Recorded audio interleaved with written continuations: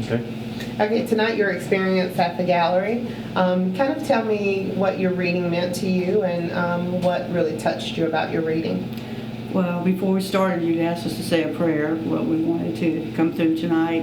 And I had asked that if my husband that just passed away had come through and let me know that he was all right. And that was the first thing that you told me, that he was okay and he loved me and he was peaceful. So I got exactly what I asked for when I came. Okay, so we talked a little bit about him being, I guess, cremated, and I had mentioned that there was something possibly placed, or I asked you, were there something possibly placed in his casket, or however. Explain that to me. He was cremated, and my best friend's grandson had caught a fly ball at a game, and he loved my husband.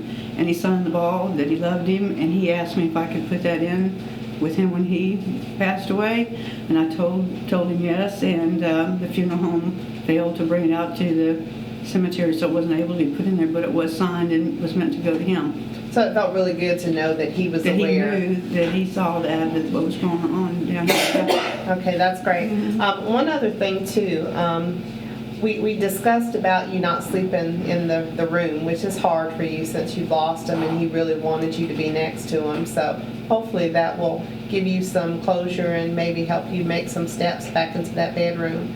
Hopefully, I don't know, because that's where he passed away, and it's just really hard for me to even go up there at this time. I do it, for like 5 or 10 minutes at a time, but it's just really hard. I just don't know. I've been sleeping on the couch ever since he's passed away. I've never slept in the bed since he passed away. The beauty thing about being able to come to gallery readings like this is that it teaches you that our loved ones are not far away, because sometimes when they die, we worry about them being in heaven and that we don't really have a connection to him. He obviously wants to let you know that he's around because he's making noises, tapping on the wall. So tell me a little bit about those experiences. I've noticed my bedrooms are right above where I stay in the living room all the time. We have a 2-story house, and in the corner right where the bed is, I hear it creaking, just like when he would get out to walk to the bathroom, I could hear it. And I've told my friend on the phone, oh my gosh, there's noises up in that corner where Bobby would be, to go to the restroom, and so that must be him, So he's giving you that go-ahead to come on back in the room and lay down with him. I guess, but I still haven't been able to do it. But Yeah. this has made me feel a lot better to know that he's at peace. And then when you said about touching him when he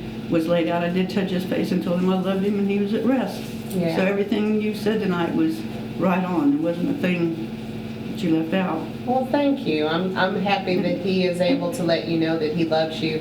And by the way, likes your new hairstyle. Oh yeah, the hair he did. I got my highlights like a couple weeks before he passed, and he told me he liked my hair. And I was just telling my friend that I thought about going back dark, and she said, no, leave it the way it is. So, and then you brought that up tonight, so I'm going to leave it. Leave it that way. It looks great on you. Again. Well, thanks Yeah. for giving your input and telling how the reading tonight has helped you. Well, thank you, because you helped me, because I know now he's at peace. I feel like, and at rest.